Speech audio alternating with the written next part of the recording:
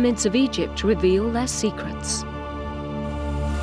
Will this robot probe explain why the pharaohs created these wonders of the world?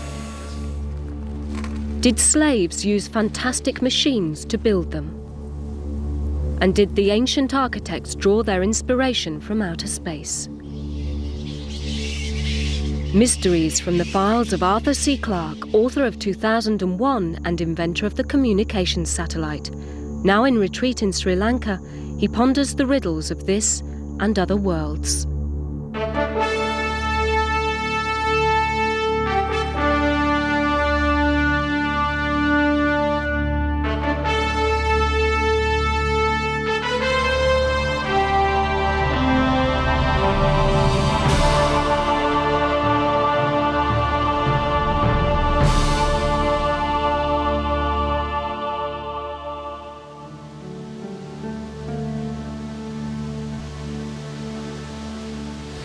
Many of the tombs and memorials in this Colombo graveyard are impressive reminders of past lives, but no monuments on earth are more awe-inspiring than the pyramids of Egypt. Before I saw them firsthand, I thought I knew what to expect, yet I was still overwhelmed. Endless nonsense has been written about these extraordinary structures. Some people believe the Great Pyramid carries coded prophecies about the future of our planet. Others, that a razor blade placed beneath one will be kept sharp by occult forces. But I've no time for pyramid idiocies. The last of the ancient world's 7 great wonders conceal enough real mysteries to challenge the imagination. Only a few kilometers separate the pyramids of Giza from Cairo's modern center and the Nile. The short journey from the New World to the Old is a must for Farouk El-Baz whenever he's in town. Like all Egyptians, this famous scientist is proud of his ancestors' achievements. They are so enormous, they are so impressive, we can't even perceive how these ancient people were able to build such enormous structures. And they're also beautiful structures. They're also located correctly as far as the north and south and east and west. They're also something that all of us still cannot completely fathom.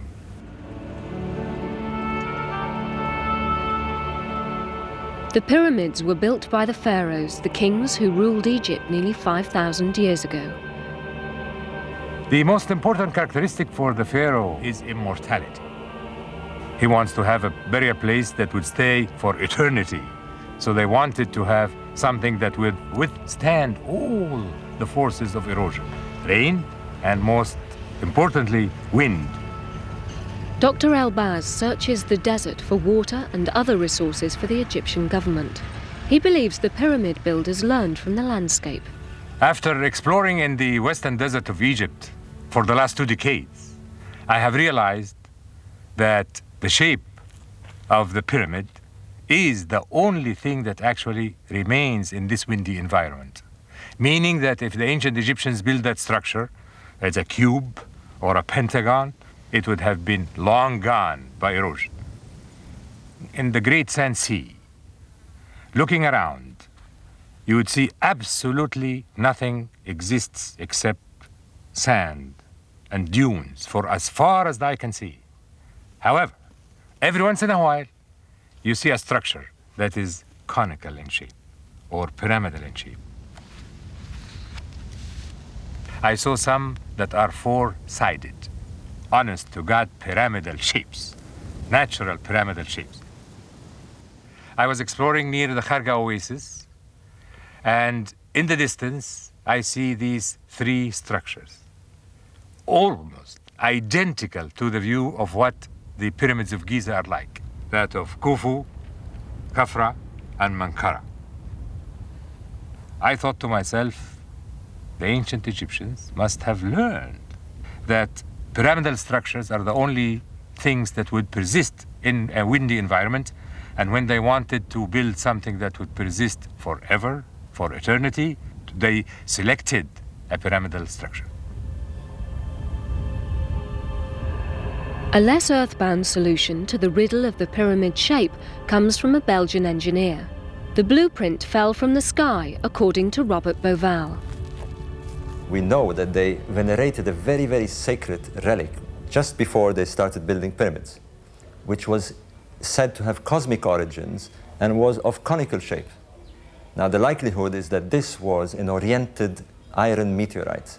An oriented iron meteorite is a meteorite that enters through the atmosphere without turning, and therefore its front part burns off and has this unusual shape of a cone or a pyramid.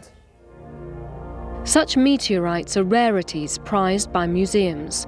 This one is in Mexico City. New York guards another. Bauval thinks a third must have hit ancient Egypt. The object, the sacred meteor, was so sacred that it probably gave the shape to the pyramid. So the pyramid, in sorts, is a symbol of this original relic. After the pyramids were built, this sacred relic, the sacred meteorite, disappeared. We really don't know where it went.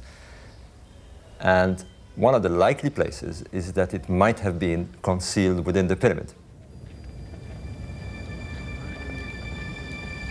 Even the secrets of the pyramid builders remain hidden. This stepped pyramid was their first design. Their second was less successful. Its sides were too steep and it cracked. The pharaoh rejected the bent pyramid and moved his builders to the site next door. Luckily for them, they got it right this time. The workers are usually thought to have been slaves. But in his excavations, Dr. Sahi Hawass, General Director of the Giza Pyramids, has unearthed a different story.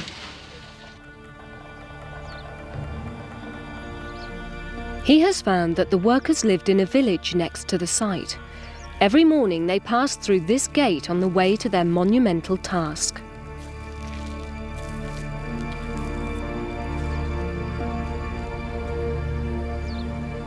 Hawass's key discovery is the workers' graves.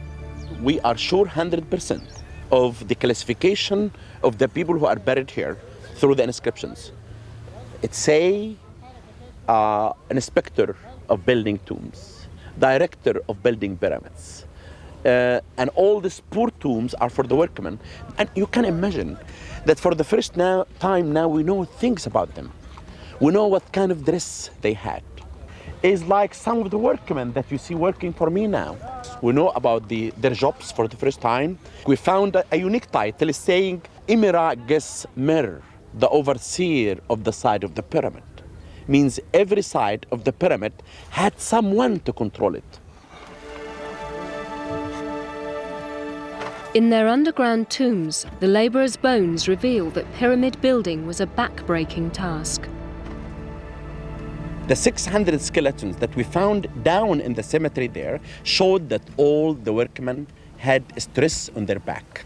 They were involved in moving stones. They were doing a hard work to build the pyramid for the glory of the king.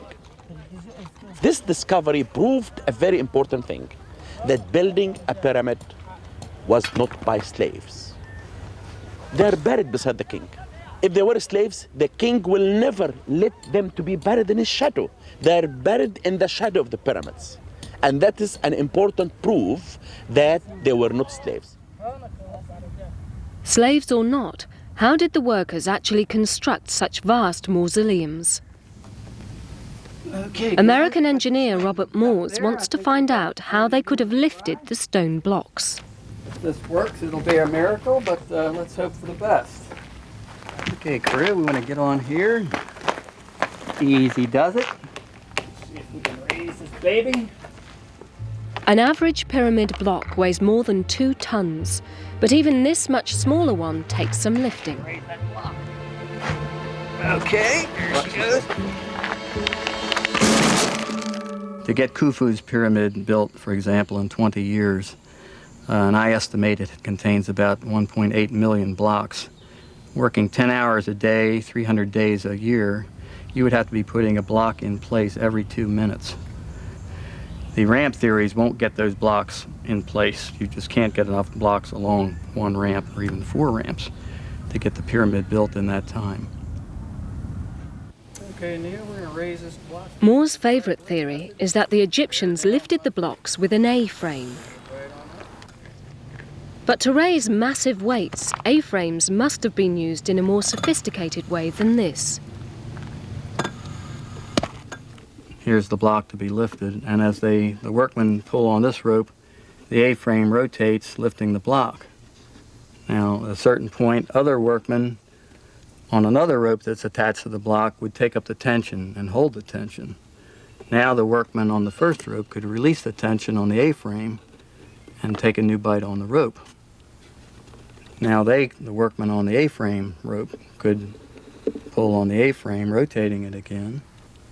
We get up to about this height where the block is about to go over the lip. Both sets of workmen would haul on the rope to pull the block over the edge. At that point, another A-frame up on the next level would start the process all over again.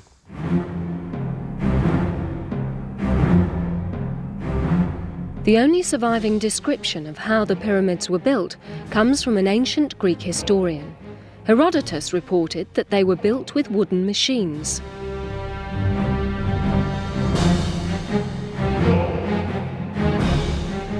Teams of workers used them to lever the blocks from one step to another up the pyramid.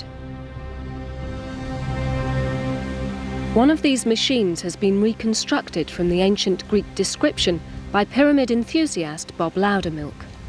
Here we have 4 lever operators, each of whom has a lever in either hand. Each lever requires only 34 pounds to be able to lift 275 pounds on this end. There's a 20-to-1 mechanical advantage. These 4 men, using this machine, could lift a block weighing approximately 5,000 pounds. A distance of probably 2¼ feet, which is the average distance of the average step on the Great Pyramid, in probably 20 to 25 minutes. After they lifted the block and elevated it, then another man inserted cribbing from down below.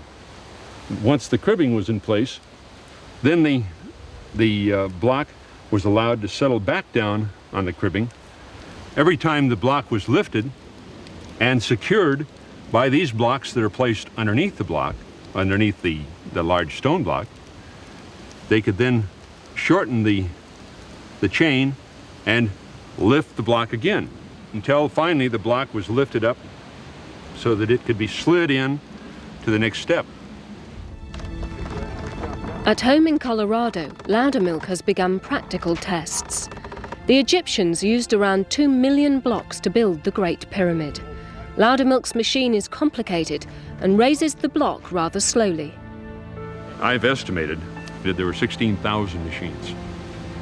And I'm guessing that approximately 570 blocks per day were delivered to the top of the pyramid using this system. Architect Julian Keeble has persuaded his family and friends to throw their weight behind his research. It is actually the moment of truth in a way, because although we've worked all this out in theory, we've never actually lifted a block this big in reality. So, ready? 1, 2, 3, lift. Keeble believes the best way to lift a block is with simple levers. Ready to slip in a block, I hope. Nice and square, yeah? Okay, lower down. 23 seconds. Oh, we beat the record by 2 seconds then. Go. To get a pyramid built in a pharaoh's lifetime, experts have calculated that the Egyptians must have raised 1 block every 2 minutes. I'm finding it's hot work, actually. Are we ready? By timing each stage of the lift, Keeble's team discovers that it can't have been easy.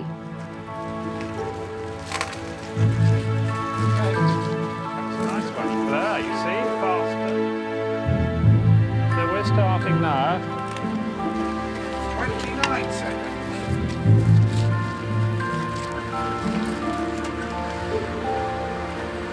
Okay. Okay. Yeah, So that's the 10th block. That means it must be 1 metre off the ground. The block itself is just under 1 metre high, so we've lifted it as much as the height of the block itself, which is actually more than we expected to do. So I'm very pleased that I think we've shown something in real life as to how what Herodotus described as being the way that pyramids were built can actually be done quite simply with 4 bits of wood. Farouk El-Baz believes the pyramids themselves once provided the missing answers. One of the things that I've always wondered about is the fact that the ancient Egyptians wrote down everything. So why don't we have the writing that would tell us about how the pyramids were built and what for and all of that? If we look at the step pyramid, the first one that was built, we see it was based on a big structure like this, a smaller one on top, a smaller one on top, a smaller one on top. You make a pyramidal structure made by steps. So why change this pattern, since it proved right, into the pattern that we see today? I think it is the need for making a smooth surface so you can write the history on it, so it would stay forever. The pyramids, in today's terms, might be equivalent to the billboards on our highways to tell us about the greatness of such and such, or the virtues of our civilization. These were the virtues of the civilization then. There is one slight evidence that we can see today, and that is on the tip of the second pyramid, right here, where we can still see a piece of the outside plaster, and on that plaster we can still see a hint left over of the red paint that used to be on the outside. I believe that the whole outside surface was painted red, the Egyptian red, this magnificent color, and then on top of that is the writing from top to bottom, and all on the sides in columns like that going down the slope on all of the sides, so everyone would be able to see the same story coming from all directions about who built the pyramid, what it meant, and when, and what for. Deep in the desert, at a tumble-down pyramid, Robert Bauval ponders the greatest question of all. This is where the ancient Egyptians left their Book of the Dead. It explains the pharaoh's philosophy.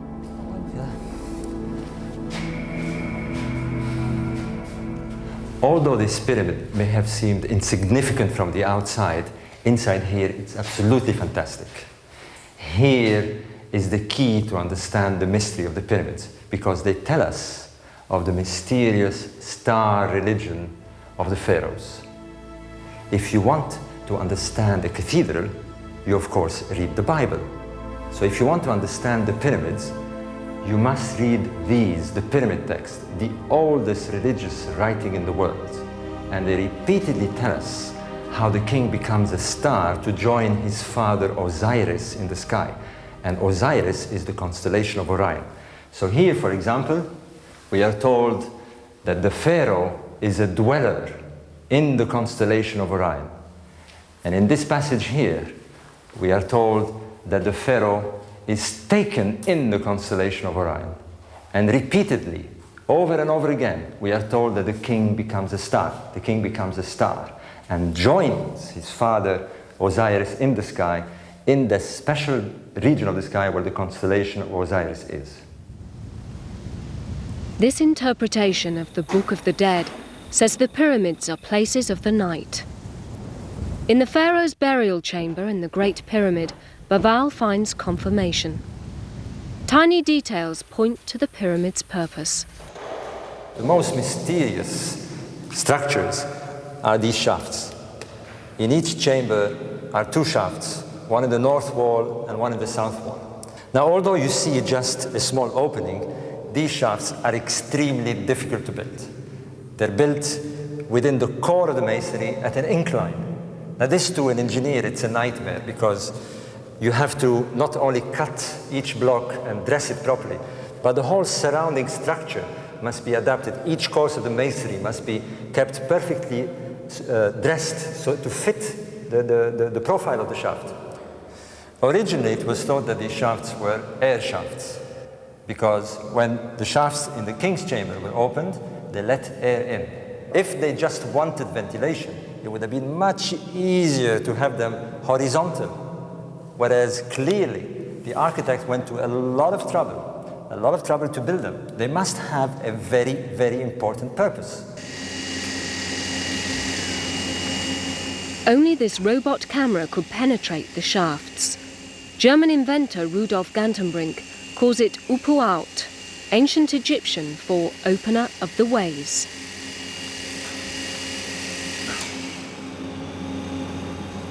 The robot was designed to be able to change its shape.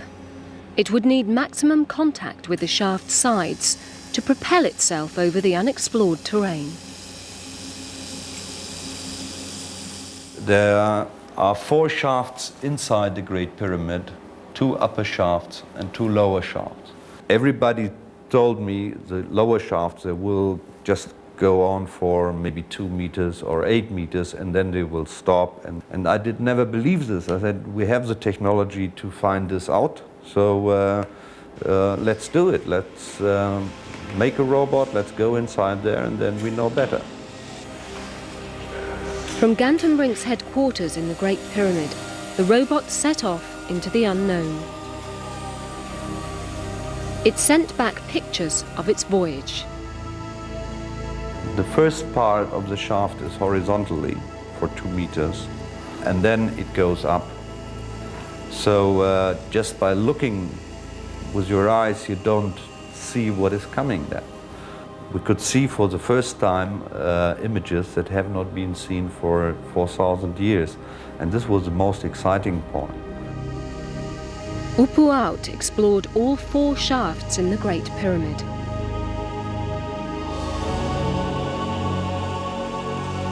From the data, Robert Bauval calculated the shafts would have pointed at particular constellations. He found that one of them was directly aligned with Orion's belt and could have launched the pharaoh's soul towards the stars.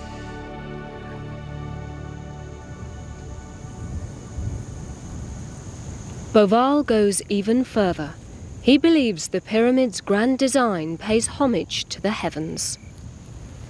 For years now, I've been trying to understand the strange layout of the 3 great pyramids of Giza. Now, the first 2 larger pyramids were in perfect alignment. And yet what was strange is that the 3rd pyramid was not only much smaller, but was offset from this line. Now, with all this precision, all this planning precision, why was that? I was totally baffled, and yet I was sure it had something to do with the stars. Finally, on a night out in the desert, I was sitting with a friend, a yachtsman, and he was trying to explain to me how to find the rising point of the brightest star in the sky, the Dog Star Sirius. And he pointed at the 3 stars in the belt of Orion. And he said, if you follow the line all the way down to the horizon, you will get the rising point of the star Sirius. And then, as if in an afterthought, he said, actually, if you look carefully, the 3 stars of Orion's belt are not quite in a row. The top star is much dimmer and is offset. And suddenly I realized that this was the answer I was looking for to explain the mysterious layout of the 3 pyramids of Giza.